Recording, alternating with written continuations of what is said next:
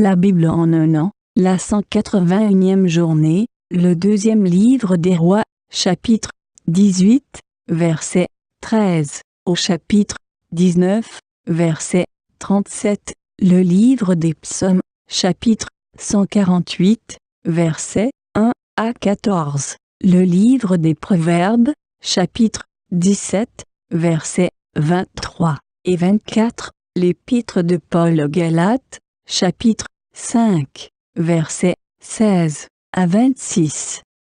Deux Rois, chapitre 18. La 14e année du roi Ézéchias, Sanchérib, roi d'Assyrie, monta contre toutes les villes fortes de Juda et s'en empara. Ézéchias, roi de Juda, envoya dire au roi d'Assyrie à Lachis: « J'ai commis une faute. Éloigne-toi de moi. Ce que tu m'imposeras, je le supporterai. » Et le roi d'Assyrie imposa à Ézéchias, roi de Juda, 300 talents d'argent et 30 talents d'or. Ézéchias donna tout l'argent qui se trouvait dans la maison de l'Éternel et dans les trésors de la maison du roi. Ce fut alors qu'Ézéchias, roi de Juda, enleva, pour les livrer au roi d'Assyrie, les lames d'or dont il avait couvert les portes et les linteaux du temple de l'Éternel. Le roi d'Assyrie envoya de Lachis à Jérusalem, vers le roi Ézéchias, Tartan, Rab-Saris et Rabshaké avec une puissante armée. Ils montèrent, et ils arrivèrent à Jérusalem. Lorsqu'ils furent montés et arrivés, ils s'arrêtèrent à l'aqueduc de l'étang supérieur, sur le chemin du champ du Foulon. Ils appelèrent le roi, et Éliakim, fils de Hilkija, chef de la maison du roi, se rendit auprès d'eux, avec Shebna, le secrétaire, et Joar, fils d'Azaph, l'archiviste. Rabshaké leur dit: « Dites à Ézéchias: Ainsi parle le grand roi, le roi d'Assyrie. Quelle est cette confiance sur laquelle tu t'appuies? Tu as dit: Il faut pour la guerre de la prudence et de la force. Mais ce ne sont que des paroles en l'air. En qui donc as-tu placé ta confiance pour t'être révolté contre moi? Voici, tu l'as placé dans l'Égypte. Tu as pris pour soutien ce roseau cassé qui pénètre et perce la main de quiconque s'appuie dessus. Tel est Pharaon, roi d'Égypte, pour tous ceux qui se confient en lui. Peut-être me direz-vous: c'est en l'Éternel, notre Dieu, que nous nous confions. Mais n'est-ce pas lui dont Ézéchias a fait disparaître les hauts lieux et les autels, en disant à Juda et à Jérusalem: Vous vous prosternerez devant cet autel à Jérusalem? Maintenant, fais une convention avec mon maître, le roi d'Assyrie, et je te donnerai 2000 chevaux si tu peux fournir des cavaliers pour les monter. Comment repousserais-tu un seul chef d'entre les moindres serviteurs de mon maître? Tu mets ta confiance dans l'Égypte pour les chars et pour les cavaliers. D'ailleurs, est-ce sans la volonté de l'Éternel que je suis monté contre ce lieu pour le détruire? L'Éternel m'a dit: Monte contre ce pays et détruis-le.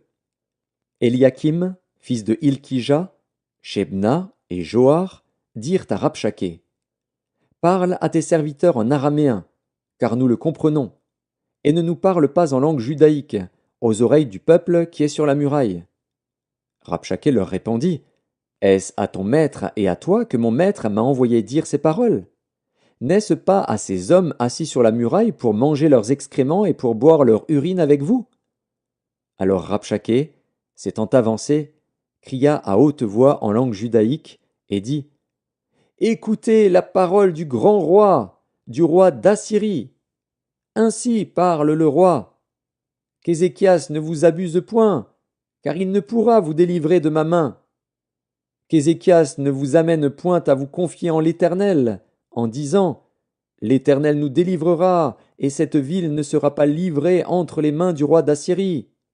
N'écoutez point Ézéchias, car ainsi parle le roi d'Assyrie: Faites la paix avec moi, rendez-vous à moi, et chacun de vous mangera de sa vigne et de son figuier, et chacun boira de l'eau de sa citerne, jusqu'à ce que je vienne, et que je vous emmène dans un pays comme le vôtre, dans un pays de blé et de vin, un pays de pain et de vigne, un pays d'oliviers à huile et de miel, et vous vivrez et vous ne mourrez point.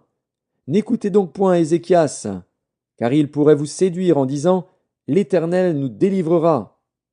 Les dieux des nations ont-ils délivré chacun son pays de la main du roi d'Assyrie? Où sont les dieux de Hamath et d'Arpad? Où sont les dieux de Sepharvaïm, d'Héna et d'Ivva? Ont-ils délivré Samarie de ma main? Parmi tous les dieux de ces pays, quels sont ceux qui ont délivré leur pays de ma main pour que l'Éternel délivre Jérusalem de ma main? Le peuple se tut et ne lui répondit pas un mot, car le roi avait donné cet ordre: vous ne lui répondrez pas. Et Éliakim, fils de Hilkija, chef de la maison du roi, Shebna, le secrétaire, et Joar, fils d'Azaph, l'archiviste, vinrent auprès d'Ézéchias, les vêtements déchirés, et lui rapportèrent les paroles de Rabshakeh. 2 Rois, chapitre 19. Lorsque le roi Ézéchias eut entendu cela, il déchira ses vêtements, se couvrit d'un sac, et alla dans la maison de l'Éternel. Il envoya Éliakim, chef de la maison du roi, Shebna, le secrétaire, et les plus anciens des sacrificateurs, couverts de sacs, vers Ésaïe, le prophète, fils d'Amoz.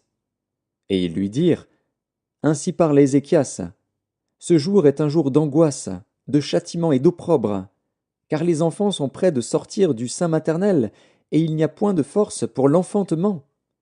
Peut-être l'Éternel, ton Dieu, a-t-il entendu toutes les paroles de Rabshakeh que le roi d'Assyrie, son maître, a envoyé pour insulter au Dieu vivant, et peut-être l'Éternel, ton Dieu, exercera-t-il ses châtiments à cause des paroles qu'il a entendues? Fais donc monter une prière pour le reste qui subsiste encore. Les serviteurs du roi Ézéchias allèrent donc auprès d'Ésaïe. Et Ésaïe leur dit: voici ce que vous direz à votre maître. Ainsi parle l'Éternel. Ne t'effraie point des paroles que tu as entendues et par lesquelles m'ont outragé les serviteurs du roi d'Assyrie.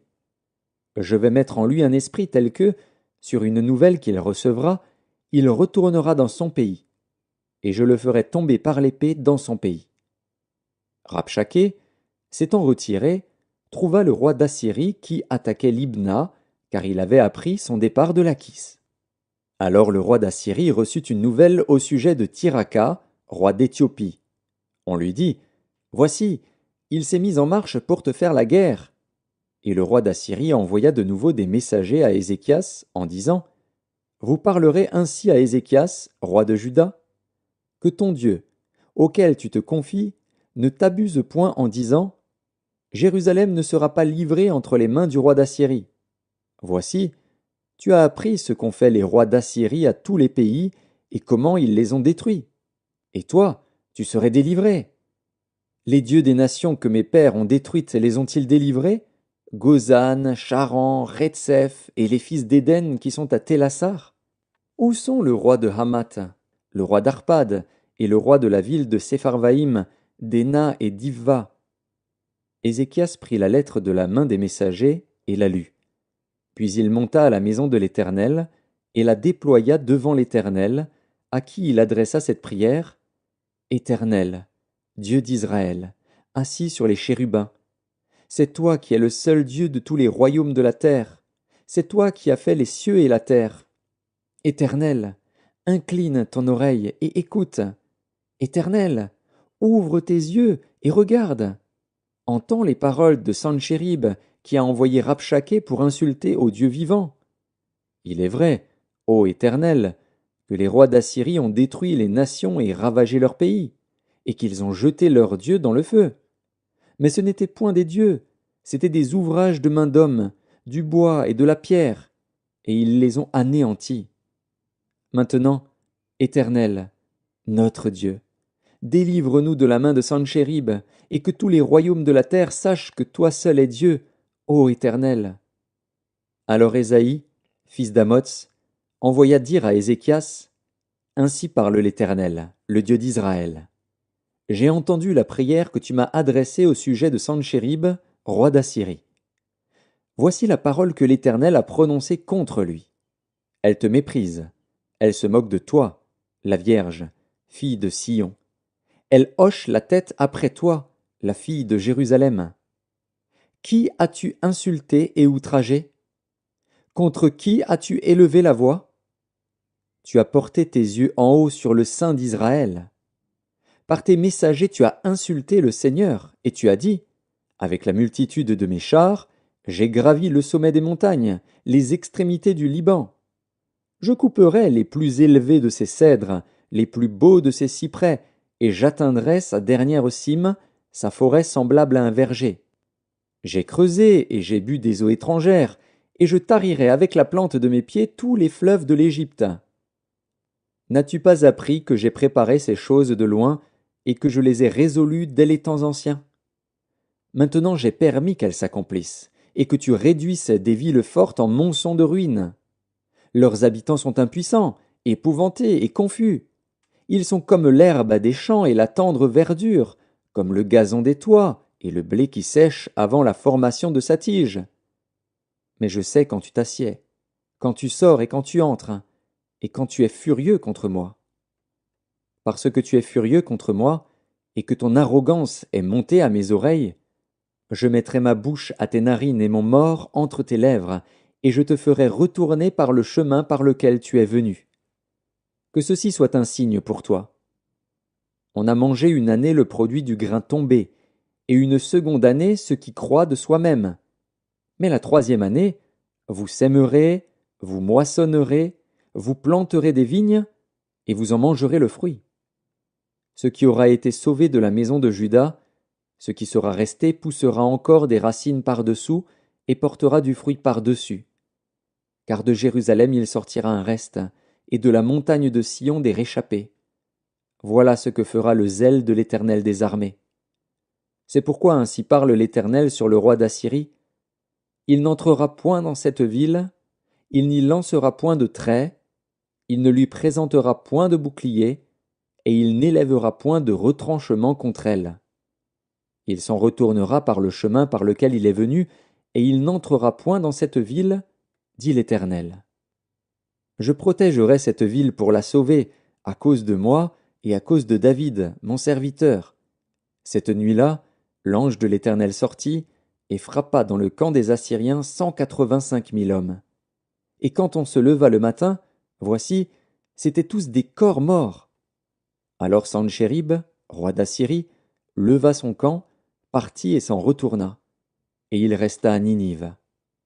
Or, comme il était prosterné dans la maison de Nisroch, son dieu, Adramélec et Charetser, ses fils, le frappèrent avec l'épée, et s'enfuirent au pays d'Ararat.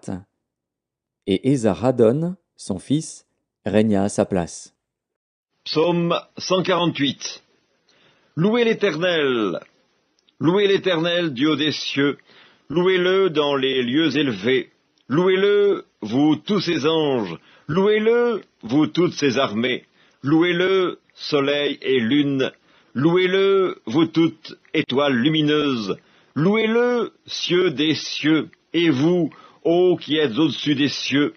Qui loue le nom de l'Éternel, car il a commandé, et ils ont été créés. Il les a affermis pour toujours et à perpétuité. Il a donné des lois, et il ne les violera point.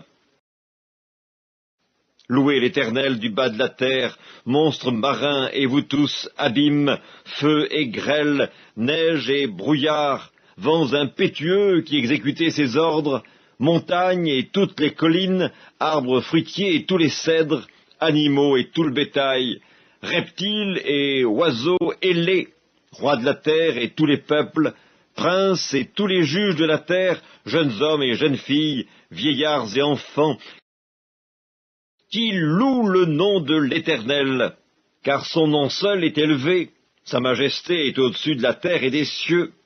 Il a relevé la force de son peuple, sujet de louange pour tous ses fidèles, pour les enfants d'Israël, du peuple qui est près de lui. Louez l'Éternel. Livre des Proverbes, chapitre 17. Le méchant accepte en secret des présents pour pervertir les voies de la justice. La sagesse est en face de l'homme intelligent, mais les yeux de l'insensé sont à l'extrémité de la terre. L'épître de Paul aux Galates, chapitre 5. Je dis donc, marchez selon l'esprit, et vous n'accomplirez pas les désirs de la chair. Car la chair a des désirs contraires à ceux de l'esprit, et l'esprit en a de contraires à ceux de la chair. Ils sont opposés entre eux, afin que vous ne fassiez point ce que vous voudriez. Si vous êtes conduits par l'esprit, vous n'êtes point sous la loi. Or, les œuvres de la chair sont manifestes.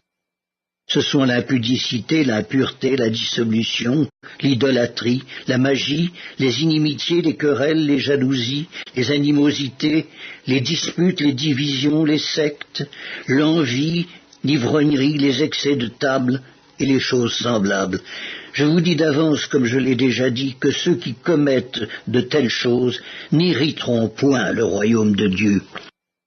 Mais le fruit de l'esprit, c'est l'amour, la joie, la paix, la patience, la bonté, la bénignité, la fidélité, la douceur, la tempérance. La loi n'est pas contre ces choses. Ceux qui sont à Jésus-Christ ont crucifié la chair avec ses passions et ses désirs. Si nous vivons par l'esprit, marchons aussi selon l'esprit. Ne cherchons pas une vaine gloire en nous provoquant les uns les autres, en nous portant envie les uns aux autres.